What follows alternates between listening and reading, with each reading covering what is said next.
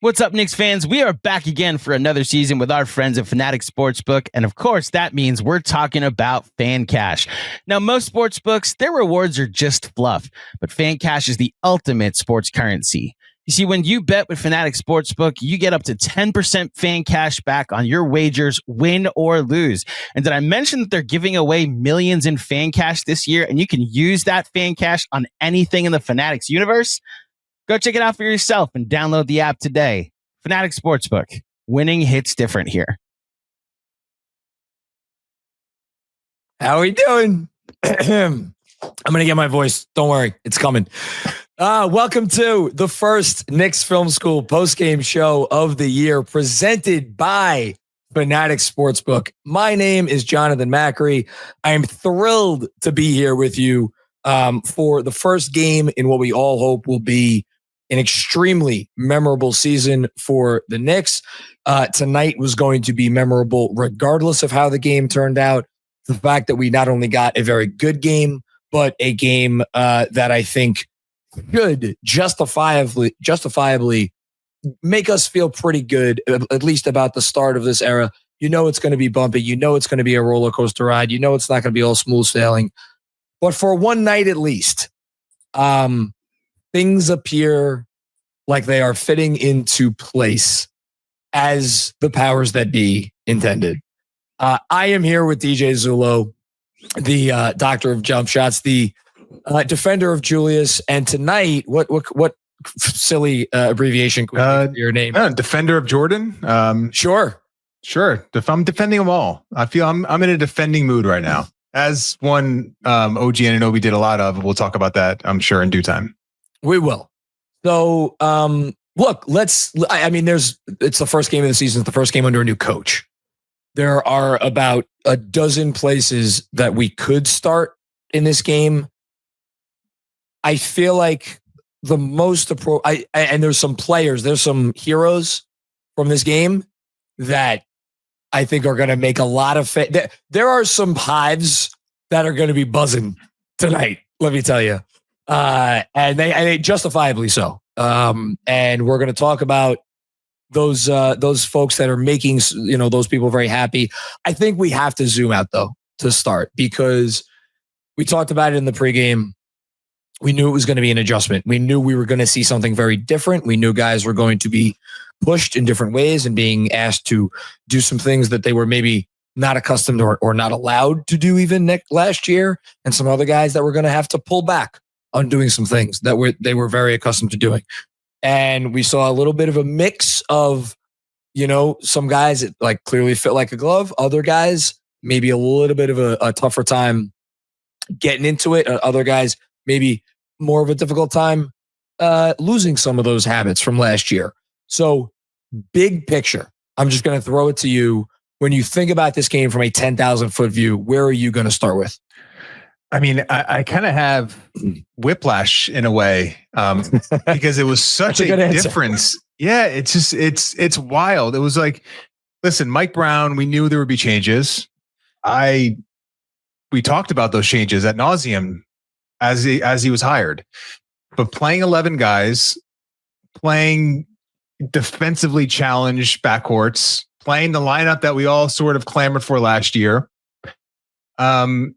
varying up his defensive coverages based on the sort of the flow of the game, having Jalen Brunson almost primarily off ball. And when I say that, like, it was a lot of Jalen on ball, but I say that again, because like you could say the words and I don't. Yeah. Jalen Brunson, the guy who literally dribbled more than any player in the professional National Basketball Association last year. Right? Yes. Being used literally primarily off the ball. And when it got a little clunky is when Jalen became a little bit, he not regressed back to what he was last year, because it's almost like a pejorative, but got a little, he called his number too much at times for spurts in that game. But generally, and it wasn't a great shooting game from Brunson, but he used his gravity as an offensive player to still help the team generate good looks after good looks. And it was just stepping back. I can't help but you look at the amount of, from the players that were playing in the game, from Tyler Kolek to to Cat, to all these guys that saw minutes, it was just this breath of fresh air that we were seeing 11 deep. We were seeing the lineup variation. And a lot of that was by necessity because of the injuries. I understand that. But it was just a Mike Brown that is willing to experiment and willing to try things and use that variability to his advantage. And I think that's the biggest bird's eye view takeaway of this night, is that it just felt different and it felt good. And it was a win that this team needed. We know about what happened last year: 0-4 against the Celtics, 0-4 against the Cavaliers, throw in the Thunder, 0-2 against them. So to get a win opening night against a team you could not beat last year is just a great, great start to the season. Let's go. We're going to go to the win in a second. I just want to key in on something you just said, because again, kind of referring back to what we were talking about just before the game started. It was more for me tonight, or less for me, I should say, about the execution and more about the intention. Were we going to see a continued commitment to playing this way? And with the exception of, as you pointed out, handful of Jalen Brunson possessions that were reminiscent of the sort of possessions we got a lot last year. And to be very clear, I want to back you up. Like we're not going to sit here and kill him for those, because the guy is a 2-time All-NBA second team level player, MVP candidate, the whole thing. He has gotten to where he has gotten playing that way. So, and it like, no one should fault him for being able, for going back into that because it's a reflex. Yeah. But other than that, I think really, and then I guess on the other end of the spectrum, how many really stagnant possessions were there? Not many, right? No, it was a lot in the second, not a lot, but it was apparent in the second quarter that the team got a little stale in terms of how they were running their offense. And Clarkson came in the game and just felt like that's his like gravity and like his ability to just like pound the ball. It just felt like it stuck out like a sore thumb from what we saw in the first quarter. That was really the only moment, and then save for like a few possessions in the third quarter. But generally speaking, it felt like the team operated in a way that was confident in what they were doing. And to play that way, game one, after a preseason that, it didn't have a ton of results in terms of success offensively, but just go up against a solid defense with like arguably one that's 3 best defensive players on in the NBA on the court, to get good shot after good shot was really impressive. And it gives you optimism that this type of egalitarian system, more motion offense that is going to be, I think, more balanced in terms of their attack, can really bear some fruit here. And I think that's another big takeaway when you see this game. You see how they were able to puncture the Cavs defense, not at will, but pretty much at will. When Jalen Brunson at least was on the court, it felt like this is a good sign of what's come here. I got to tell you, so I'm looking at there's going to be a few numbers that we could go to in this game. The first one I'm going to go to is 43s. Cavs took 46. So it's not like the Knicks were bombing away in comparison to Cleveland. They went 14 of 40. So that's 35%, which is like, it's fine. It's fine. It's a fine number in general. That said, the quality of the looks, and we were commenting on it throughout the entire game, how many seemingly wide open looks they were missing. So whereas like 14 of 40 is fine based on the quality of looks that they were getting, you expected, honestly, you would have expected them to shoot about 50% from 3. Obviously that doesn't always happen. A couple of guys, really it was just Brunson. Brunson was 1 of 9. And Cat only 1 of 4. So those 1 of 4, yeah. Yeah, those 2 guys were kind of dragged it down a little bit. Deuce 4 of 6. We're going to get to Deuce's 3. We're going to get to Deuce. Yeah. And so the quality of looks was really high level. And the biggest, because I thought they would get up threes, I would say the quality of those threes exceeded my expectations, but really it was also the ability to get into the paint, into the restricted area on those driving kicks, and then the once you started to create these great looks, now the Cavs are sort of, the closeouts become a little more rushed. You're able to now puncture the defense. You can get to the rim. The Knicks didn't take a ton of Brunson took a few, but it was mostly rim and threes. Yeah. And that's a really positive sign for this Knicks team, that they're able to get to the rim, get a good number of threes up, and get, as you mentioned, the quality of threes was very high. Did draw a lot of contact, got to the line 36 times. I guarantee you, Kenny Atkinson, the first words out of his mouth in the postgame are going to be like, they shot 36 free throws, we shot 18. They also missed 6 free throws. Knicks only missed 5. So, yes, but it was just, it was motion. It was moving the ball. Players were moving, and it all seemed, again, you used the word confident. There was a lack of confusion.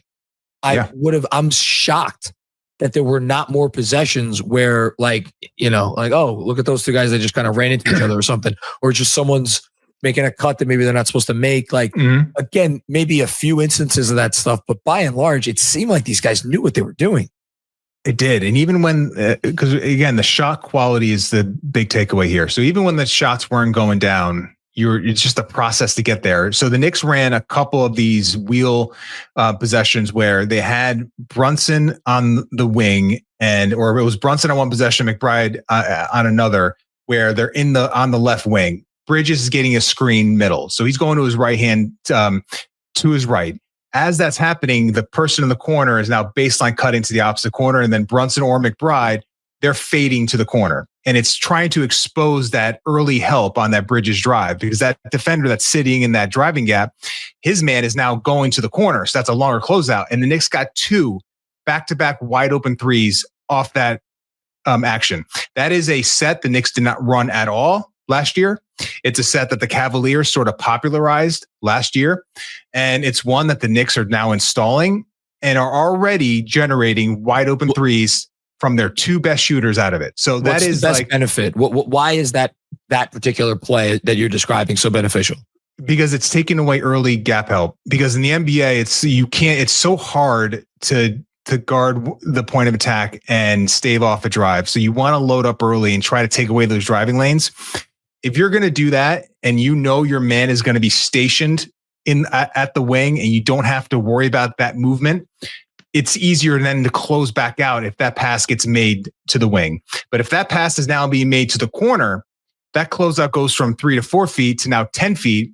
And it's much more difficult to load up and then get back out to close out. Now that is going to be something the Knicks are going to it's going to be part of their play design. And it's a really good look because you can get Brunson again off the ball, utilize his gravity as a shooter, and then generate those catch and shoot threes, which we know has been something the Knicks have not been able to generate since Julius Randle went out injured those many months ago. So now we know this is now a way to do that with Bridges handling the ball on the top of the key in that sort of alignment. So it's just one example, but it's one, they didn't run a ton of it in the preseason. So to get great looks out of it, game 1, it's a beautiful sign.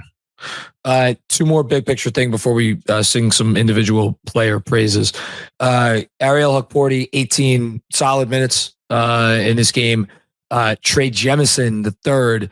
Again, if you had Trey Jemison III a week ago getting 8 minutes off the bench as a 2-way guy, take a bow. So 8 minutes. So combined 26 minutes from those 2, which some simple math meant we got 22 minutes of 5 out. How much do you attribute the kind of offensive success that we saw tonight and the quality of shots to the 5 out? Because my initial impression was I felt like they were getting good looks even when there was a traditional 5 in there. But tell me if you saw it differently. Yeah, I think some of the best shots they got were the first 5-6 minutes of the game with the 4 out 1 in alignment.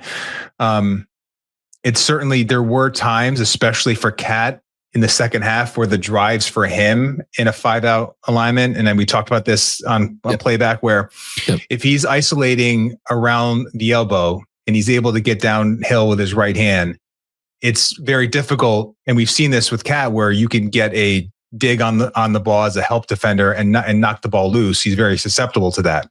But if you have a 5-out look and you can isolate him at around the elbow, it's very difficult to send help and also impact his drive. So he had one drive where he drew a foul on Mobley, and then another one he had that great high gather finish, right hand floater. So it was probably the shot of the game in terms of like the quality of the shot itself. It was and Donovan Mitchell had literally the same finish 5 or 6 minutes earlier. So it's pretty incredible that Donovan Mitchell at 6'1", 6'2" is doing that, and then you have your 7-foot center matching him basically on the other end. They're actually literally just show the replay on the MSG post-game broadcast. Okay. Yeah. Last thing, the defense. We obviously a lot of focus is going to be on the offense. Defense is good tonight. We saw the Cavs spring for some threes, but this was the number one offense of all time last year. I know that phrase gets thrown out every year now because the greatest offense of all time just gets whoever the best of offense is that particular year. But they're really good at this, and I know they didn't have Garland. But that also meant more time for Sam Merrill, 28 minutes, 5 of 10 from deep. That guy is fucking petrifying. You got 3 of 3 from deep for Dean Wade. Yeah. He looked like Dwayne Wade a couple times tonight. He did. But so like the Cavs are going to generate those shots. I thought by and large, this was a good defensive performance for the Knicks. Yeah. We can quibble with certain things. I thought they lost Merrill a few times. It's tough because, and we talked about this again during the game, where even if you want to switch it because he's ghost screening all these actions and Brunson's involved in it, it just makes a lot of teams now don't want to switch that. And then you have Merrill just ghosting and flying out to the wing, and he just needs he has such a quick release. When you have the combo of a guy who's that much of a quick trigger shooter and who's that accurate, and Donovan Mitchell, who, as we saw multiple times tonight, can just pull up. Yep. It really is a dangerous action. Yeah, it's really difficult, but by and large, as you said, the defense was very good. We should sing the praises of OG Anunoby, who, listen, it's going to be tough because of where it is, with obviously Victor Wembanyama, the defensive player of the year feels like it's now reserved for him for the foreseeable future. But in terms of all defense, first team, man, that's the performance he gave tonight. Very rarely was it on the ball. It was almost all of it off the ball, and just being a disruptor, being in multiple places at the same time, covering up for some Brunson deficiencies, being the only defender literally that's above average in a sea of low average defenders in some lineups, where it was him, Clarkson, Kolek, Yabusele, and I think Brunson was in that, or there was someone else in that group that was also like a poor defender. And it was like, OG, you just be Superman for 3 minutes and hold this defense up and figure out how to keep us afloat. And he did that because he is a special defensive player who also, and you were on this from the beginning, getting dirty, getting how many rebounds? So 14, maybe. I gotta tell you, it's funny. You said you started talking about OG Anunoby because I brought up defense, and I was thinking to myself, that's not really fair. OG shouldn't get the first shout out on this game. Not when we have to talk about McBride and we have to talk about Kolek and we have to talk about Bridges. And then I look at the stat line: 24 points, 14 rebounds, 2 assists, 3 steals, 1 block. Yes, he did have those 4 turnovers, and that was the quibble, right? That's why it's not an A+ game from OG Anunoby, and it's probably just a straight A game. But man, he was getting in there, down and dirty, in the muck. I don't know that I've seen OG Anunoby rebound like that in a game, as a Knick at least. The only game I thought he rebounded close to it was Game 4 against Philly 2 years ago, when he was basically playing center for them. It was. I think his career high or season high last year was 10 in the regular season at least. So to get 14, great call by you. 14 rebounds in Game 4 against Philly. Nice memory.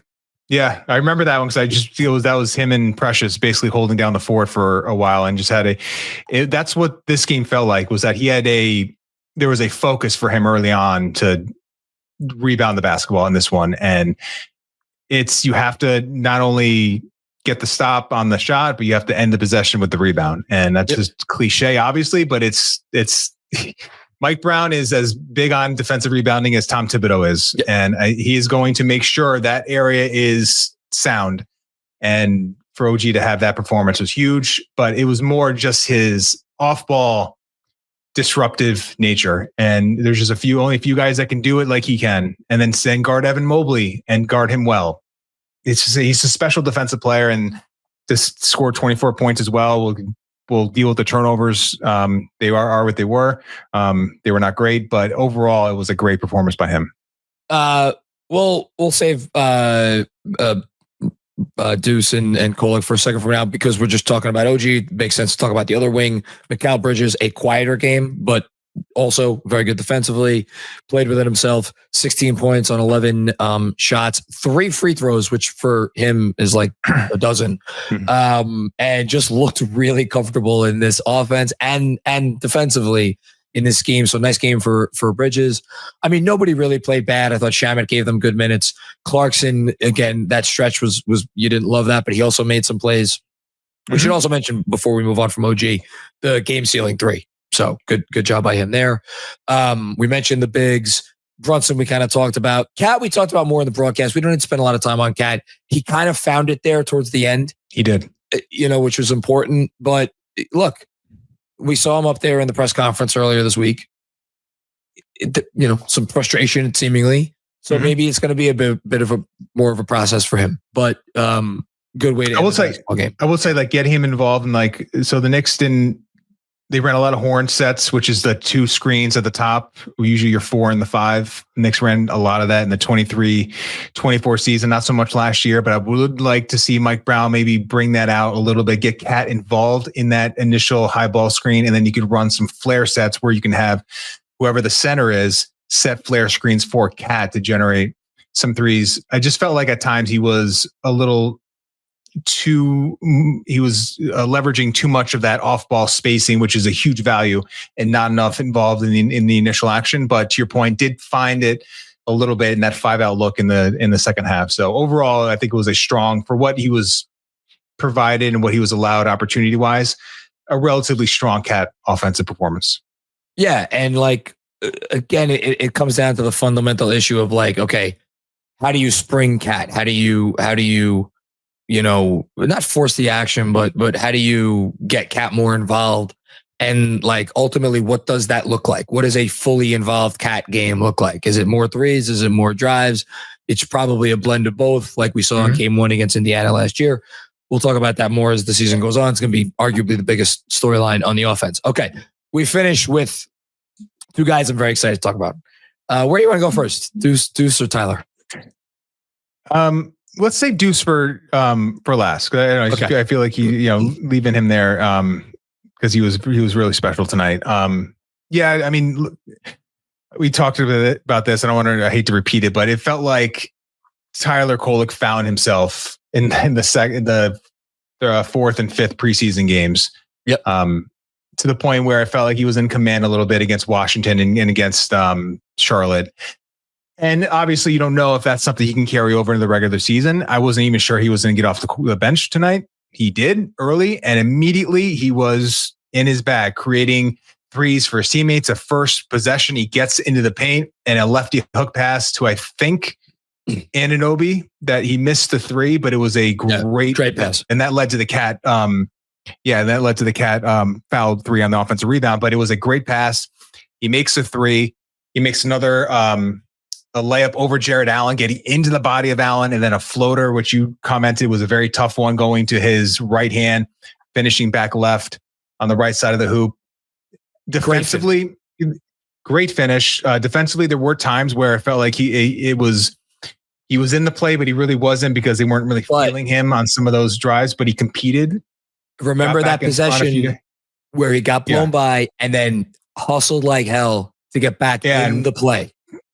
Force a tougher layup, right? Yep, yeah, and they missed. And that was a missed layup. He kind of showed what he was drafted for, right? Great passing, a shot that you think is going to eventually become a really, at least off the catch, like a viable 3-point shot.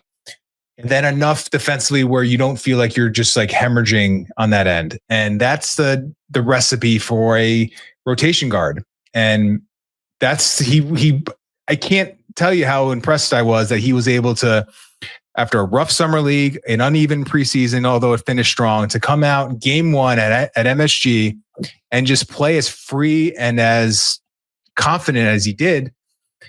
Really nice to see him on a personal level, because I'm sure he had a tough rookie year, but also like he has skills and he plays a position, a backup point guard that the Knicks need support from. And we'll see if he can carry it through the rest of the season, but it was a good start for him.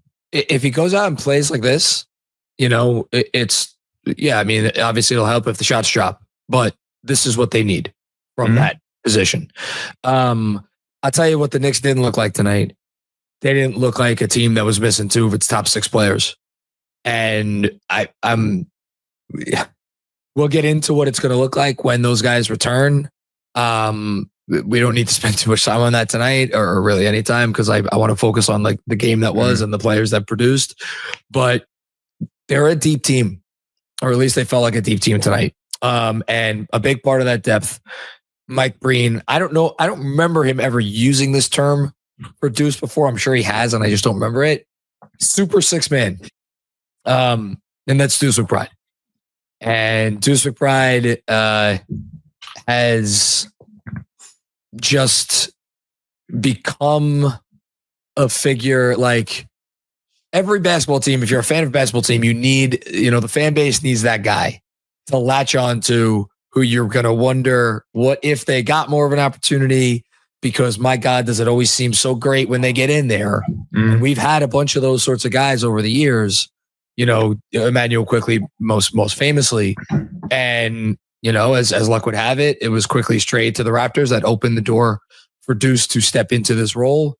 And tonight, 26 minutes, 15 points, plus 17. That was by far a team high, and hit, I would argue, 3 of the biggest 5 shots of the game in terms of momentum.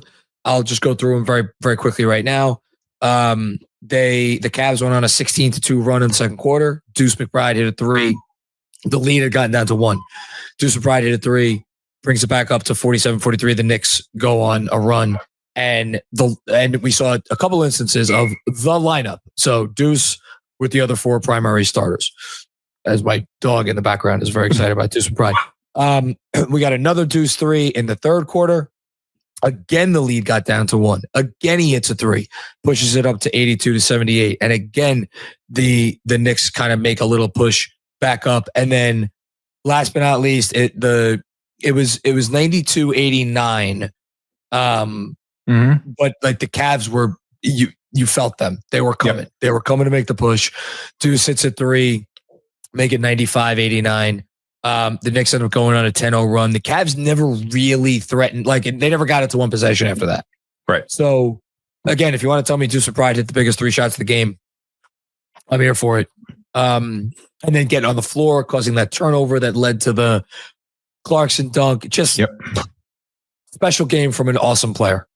Yeah. And that Clarkson dunk made it 101-89. Now it felt like it was maybe not the nail in the coffin, but felt like the Knicks had now firmly regained momentum. And that, you're right, that was a Deuce steal and assist on that play. Phenomenal. And, on a night when the Knicks were really struggling making above the break threes, like Deuce made 4 of them. And that's the special skill that he has, is that, the Knicks don't have, it's Brunson, it's Cat, and we'll see about Yabusele and Clarkson. But Deuce is the other guy. That's a legit 40% off the catch, 3-point shooter above the break, and teams treat him that way. And he gets a ton of them off, and it's a incredible skill that he has. And you couple that with the defense. There were times where, Mitchell got the best of him, but Mitchell was getting the best of everyone for that stretch. It wasn't anything Deuce was doing that was, below par. Mitchell was on that run. And when he's on that run, there's just not much you can do with him. And they never let go of the rope with Mitchell. I want to give a hat tip to Mitchell. He obviously kept the Cavs in the game. Yeah. But only 2 points in the fourth quarter. like the Knicks defense, when they kind of had to bear down, they bear down, which I really appreciated. That's all I got. I mean, I could keep you here for another hour and talk about this stuff, but I want to let you go. I'm sure we got a lot of super chats to get to, which I want to get started on. Last word before we get you out of here, Deej. Well, I guess I'm just happy the season's here. I love this team, and I'm enthused and excited. They got a win opening night in that building. We got a standing ovation, first one of the season after that Clarkson dunk, and it just feels like it's a hell of a start. And I'm really excited to watch this one again. And we'll have some work over at Knicks Film School Patreon on it. I was about to say, for anybody out there who is somehow not aware that we have a Patreon, again, we are a fully homegrown, like we're not sponsored by any big company.